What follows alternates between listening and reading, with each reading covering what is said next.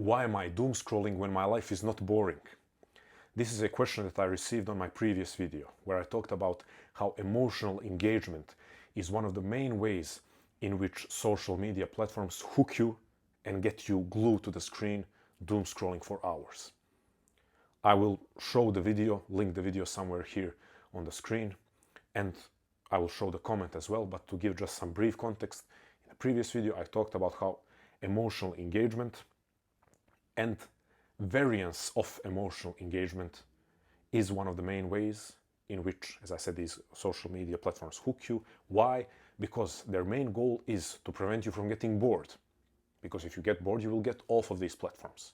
So their main goal is to prevent you from getting bored so that you will spend as much time as possible on their platforms.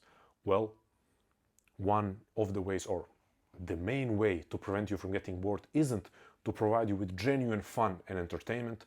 Rather, the main way to prevent you from getting bored is to create varied emotional engagement, or variance in emotional engagement, rather than one sustained emotion or one sustained type of emotional engagement. That's why you see fun videos, outrageous videos, videos that make you sad, angry, insecure, those that uplift you, so on and so forth. And my point was that to the extent that your life is fulfilling and interesting to you, not impressive to others, interesting to you, you will be less tempted by this artificial, heightened emotional engagement and variance of that emotional engagement. Then this person asked, what about someone who finds their life interesting, who finds their life fulfilling, and this person, judging by the comment, is working a very meaningful, fulfilling job, which provides a lot of emotional engagement and variance in emotional engagement in a real human way. How does that person end up doom scrolling after a hard working day? And there are two main parts of this answer. First, self-regulation, or rather the tendency of most humans to reach for maladaptive ways of, or maladaptive attempts at self-regulation or self-soothing. A fulfilling job, a meaningful job, a fulfilling life includes and involves a lot of stress. And even more so, I would say, more than average in the context of this person and the job that they are doing, judging by the comment. But in any case, any meaningful, fulfilling life involves stress. But in our modern age, the tendency is to deal with stress by reaching for maladaptive attempts at self-regulation or self-soothing, something I talked about in my previous videos. What is a maladaptive attempt at self-soothing? It is the easily accessible, quick, cheap doesn't have to be in terms of monetary value, but rather in terms of effort it requires. Cheap, easy, quick way to self-regulate or self-soothe. But if it's quick and easy and cheap, it's usually short-term with high cost long-term. What is that? That is doom scrolling. That is binge eating. That is indulging in different psychoactive substances. That is, especially for men, adult content. It is, again, maladaptive, unhealthy attempt at self-soothing. Because no one says, let me do this thing because I think it's constructive long term. No one says, let me do this thing because I think it's building towards a better future. Instinctually, we do these things to relieve ourselves of momentary discomfort, momentary dysregulation, distress, exhaustion, or to mask exhaustion, frustration, sadness, loneliness. And it's just a state of the modern human condition. We are so used to reaching for these things. It's not like in the past, the default human behavior was to avoid easy things and quickly accessible things. It's just that we have more of them available. It's not to say that 150 years ago a person was naturally more disciplined, but they didn't have Netflix. Netflix being also maybe one of the one of the most popular ways of self-soothing. And I'm not saying that is always unhealthy and unconstructive, but it can easily become a maladaptive attempt at self-soothing because people spend sometimes a whole night binge watching. And why? It's not always or even often because they find the TV series or the Netflix show deeply engaging. It often starts as a way to mask uncomfortable emotions. And sometimes those emotions are not so dramatic. It's not like someone is always trying to mask trauma. It's the daily stress, dealing with daily stress, dealing with accumulation of very natural human stress. And without any judgment, I want to say, it's easier to doom scroll or to play something on Netflix than it is to get dressed and go for a walk after a long day of work. Again, no judgment, just facts. It is easier. Is it better? I think we know the answer. So, how can a person that lives a fulfilling, meaningful life and works or does a fulfilling, meaningful job and finds their life full of meaningful content, not as a digital content, but content in general, finds their life full of emotional engagement, how do they fall into the trap of doom scrolling? Well, one answer could be maladaptive attempt at self-soothing or self-regulation.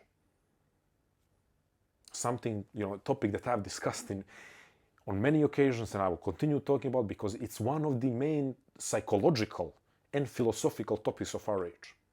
But for now, let's just point out when I talked about emotional engagement and said that to the extent that you find your life interesting, you will be less tempted by this emotional engagement. That obviously wasn't covering the whole conversation around digital consumption or overconsumption. Well, now let's address something that still relates to emotional engagement now that we got self-regulation or self-soothing or maladaptive attempts at self-regulation or self-soothing out of the way. And that is how interesting your life really is for you and yourself and your satisfaction, your enjoyment, your sense of adventure, your sense of passion for life. Because, for example, this person in the comment describes a life, again, that is meaningful, fulfilling, and that involves a lot of responsibility and duty, which is beautiful, which it deserves a lot of respect. But I would ask this person, what do you do only for yourself? What in your life do you do not to help others, not for some long-term goal, only for yourself in this moment? When was the last time you danced? When was the last time you drew something, if you find it interesting to any extent? Maybe you don't even want to consider drawing. When was the last time you played a game? When was the last time you sang out loud? When was the last time you went on a walk with yourself and allowed yourself to hum? Humming, right? That's the way to put it. I blocked for a second. I don't know if allowing yourself to hum makes sense. That's it. Humming along, you're walking. Because all of us have a song that is at any particular day or week on our minds. And when was the last time you went on a walk and maybe you were listening to some music, but maybe you stopped listening and you were just allowing yourself to sing, or maybe you listened and sang along? When was the last time you played a game with someone? Played a game alone? When I talk about games, I'm talking about anything. It can be a video game for sure, as long as we're not talking about getting trapped in that for 5, 6, 7 hours. Playing a physical game, a board game, sports, any other hobby. I'm kind of now confined by listing the most common hobbies. When was the last time you went into a botanical garden to admire flowers for your enjoyment, not out of sense of duty and responsibility towards others? Why am I bringing this up? Well, when I say to the extent that your life is interesting to you, we have to address multiple layers of this. Your life can be interesting and engaging by the virtue of including meaningful work, responsibilities and duties that you have embraced, some healthy habits, strong human connections. But that life can still, for a lot of people, exclude them doing something for themselves, exclusively for themselves. And let's also put it out there. For a lot of people, that's difficult. In the modern age, where a lot of people are overworked, we have been discouraged from designing our lives in a way where we pursue things that are just enjoyable for their own sake. You know, you will get a question, what goal is that leading towards? You know, is that productive? And maybe you'll not hear someone saying that. You will think of that. Is this productive? I have been a victim of that kind of mentality. Let me consider every single thing that I do through the lens of productivity. Is it productive? Really? Really? Every single thing that I do needs to be productive. What kind of life is that leading to? How about I do something just because? How about I do something because I enjoy it? How about I go out with a ball and shoot some hoops, as they say, even though I suck at basketball, but I want to spend some time playing with a ball. Although now, you know, internet is going to go crazy and maybe people are going to start dropping comments, making all kind of weird connections, you know. But let's say I want to play with a ball, not multiple balls, a ball out in the sun. How about I get to do that? I afford myself the opportunity to do that, regardless of the fact that I suck at basketball, I suck at football. Football, not soccer. I don't know what soccer is. I only know football, real football. Jokes aside, although it's not a joke. Play. Do something for your own sake, for the sake of momentary enjoyment. But for the sake of momentary enjoyment without destroying your body, without doing something that will have immensely negative long-term consequences, right? Everyone is an adult listening to this and should, you know, practice their decision making. When I say something for momentary enjoyment, hopefully we are somewhat on the same page, which doesn't mean I'm discouraging having a drink or two with friends and a heart-to-heart conversation and joking and laughing. What about that? You know, should all of life be optimized according to productivity and health gurus, you know?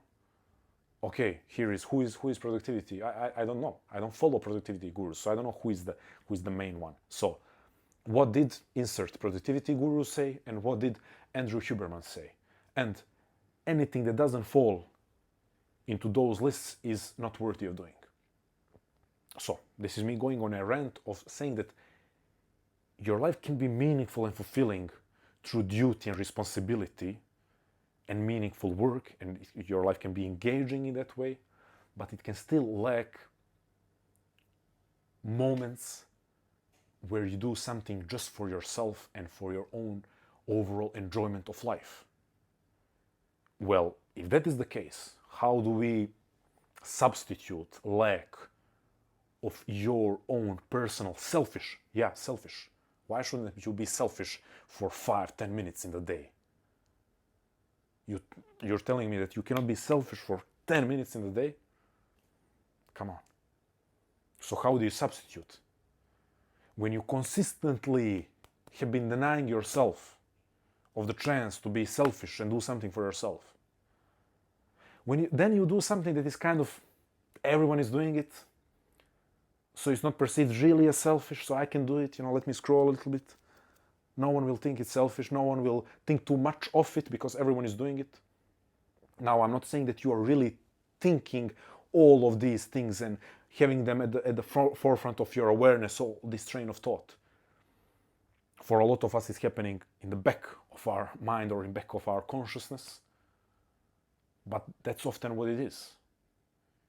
You know, let me create some time for myself in a way where it's not really selfish because I'm doing something that everyone is doing.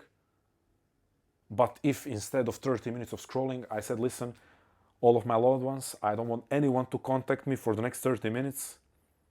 I am painting. Oh, then it's selfish. Oh, don't do that. That is, what are you doing? You're doing something that's not productive. You're not serving others. You're not taking care of responsibilities. 30 minutes just for yourself. Oh, but everyone can scroll for an hour because that's what we do.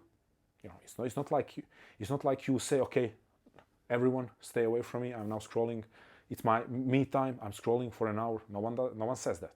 It's just like, okay, I'm scrolling. It kind of happens, and we all see it. We all know that everyone is doing it, and we don't talk about it much. So I challenge you. I know it's difficult. I know it's more difficult to schedule time for yourself than it is to scroll, but I challenge you. Schedule fun, enjoyment time for yourself. And to go back to the first part of the answer, constructive, healthy, real self-regulation and self-soothing, walking, conscious breathing, journaling. Yes, meditative practices, of course, but I do believe they are overstated in the conversation of self-regulation. So I don't think I'm doing them a disservice by not putting them at first. Self-regulation, scheduling real enjoyment, fun time for you, selfishly. Be selfish. Be selfish. That is maybe the conclusion of this. This ended up being a rant, but a great artist, questionable human, said some time ago, I'm not going on rants, these are symphonies of ideas. So I'm hoping, to some extent this is more of a symphony of ideas rather than a rant.